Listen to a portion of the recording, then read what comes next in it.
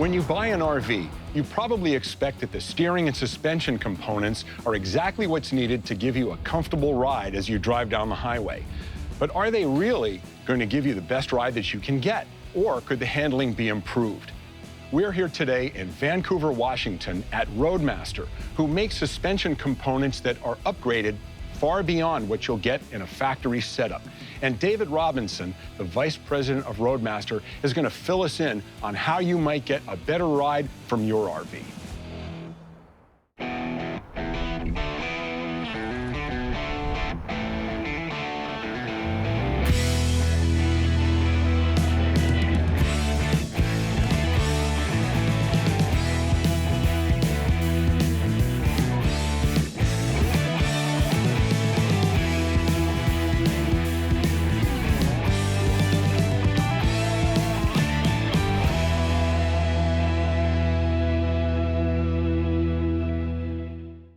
David, thanks so much for spending time with us today to fill us in on exactly how we can improve the handling and ride on our RVs. Sure, thank you for having me. I appreciate being here. So I know that it's common in the RV industry to keep costs down by not necessarily going with the most expensive components that could be put into an RV. And how does that work into the handling, steering, and suspension systems that come from manufacturers? Well, you know, the RV manufacturers kind of benefit from the fact that it's typically a fairly large rig, and many of the consumers, rightfully so, think, well, it's a big rig, it's going to handle like a big rig. And so the manufacturers are typically more concerned about the floor plans, the color schemes, and of course the consumers are as well. There's a lot of consumers that actually don't even take it for a test drive. So they're not even sure how it handles. And the reality of the situation is that they don't handle as well as most people would like them to. And what Roadmaster does is we make the products that would allow it to handle much more like your family car, you know, than a big dump truck. And then the other product that I'd like to talk about a little bit is steering stabilizers. We know there's a factory installation of a steering stabilizer that we're aware of. Is it the same type of thing? Is it to make it so that you're not doing the kind of sawing on the steering wheel while you're going down the road? Yeah, typically as customers are going down the road, there's kind of a back and forth, and a lot of this has to do with how tall the RV is. And you'll end up getting a little bit of rocking back and forth, and that's what we call sway. So our anti-sway bars are designed to stop that, but the steering stabilizer is a product that will keep the tires from following ruts in the road.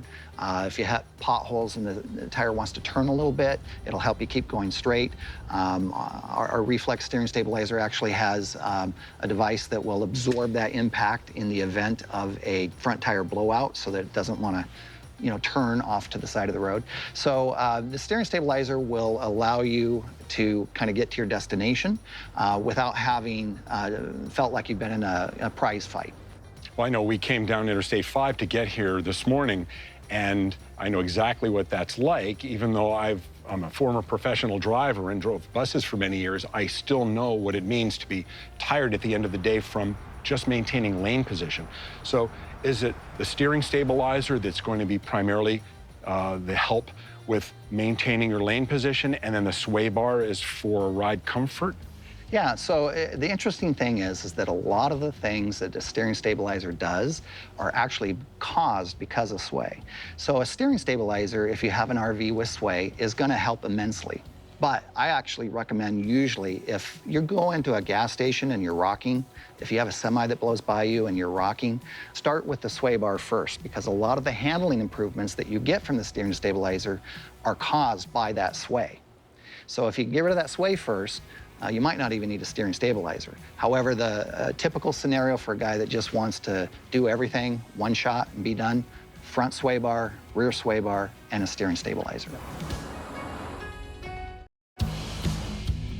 Is it basically the larger the diameter of the anti-sway bar, the greater resistance it has to swaying because of its brute strength? Yeah, typically 1/8 of an inch in increased diameter results in about a 30% improvement in anti-sway.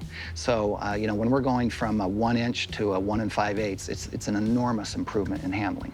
So that means that, kind of by definition, even if an anti-sway bar comes from a motorhome manufacturer on the rig or a pickup truck manufacturer on the vehicle, it can be improved. Yes.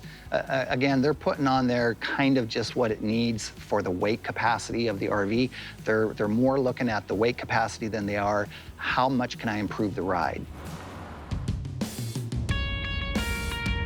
Are towables something that ride can be improved on with Roadmaster products? I'm glad you brought that up. It's a different category of suspension, but it is all about handling. Roadmaster, about a year and a half ago, introduced travel trailer and fifth wheel suspension products. Basically, travel trailers have the same spring system on them that they had in horse and buggy days. They're just leaf springs.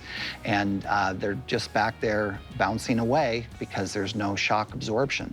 And one of the big reasons why they haven't been on there is because people don't typically ride there and they don't realize how rough it is. But anybody that has owned a travel trailer fifth wheel knows that there's this whole process they've got to go through each time they want to tow. You know, got to take stuff off the counter, got to put stuff away, maybe bungee cord the TV to the wall. So there's a whole lot of things that are because it just rides rough. And what our product does is makes it ride much more like your family car does. You know, a lot of people may say, well, why does that matter? Well, one, all of that pushing and pulling, that tugging, that bouncing, that all gets relayed and transmitted up to the driver. So a lot of that tail wagging the dog goes away because your trailer is handling so much better. So we make the shocks.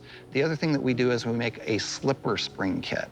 So all of the travel trailers already have leaf springs, but the leaf springs between the front axle and the rear axle are connected via something called an equalizer. So whatever happens to the front axle gets relayed and transmitted to the back axle through that equalizer. What we do is we replace the springs with slipper springs, and it becomes an independent axle situation. So with our leaf springs, whatever happens to the front stays with the front, whatever happens to the back stays with the back. So by taking care of that suspension, you're not getting nearly the twisting, you're not getting the flexing, you're not getting the bouncing and the jouncing. And so it just helps the trailer last longer, as well as allows the driver to not be pushed around as much. When someone installs a steering stabilizer or any other suspension upgrades, but particularly the steering stabilizer, is that going to affect how connected they feel to the road and any feedback that they might get as a driver?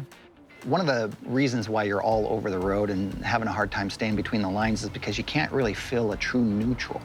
And one of the things that our reflex steering stabilizer does is it gives you that neutral. And the moment you start to steer away from it, you're gonna feel that. So it's much more responsive. It's more like, you know, some of the old big cars from decades ago, you know, they used to float around like this. And then you go to a sports car, and just these little minute movements, you can feel them. And so you're going to get closer to that with a steering stabilizer. You're actually going to feel the road better and have a better sense for what the chassis is doing than you did before. Well, it certainly says a lot that when somebody is going to mime the act of driving, they don't do this. They do this. And I guess that's the way it's always been. And it doesn't have to be. And that's kind of our message. If you've ever felt uncomfortable driving or towing your RV down the road because the handling wasn't what you expect compared to your regular passenger car, there are ways you can improve that to make you totally comfortable driving to your next RVing adventure.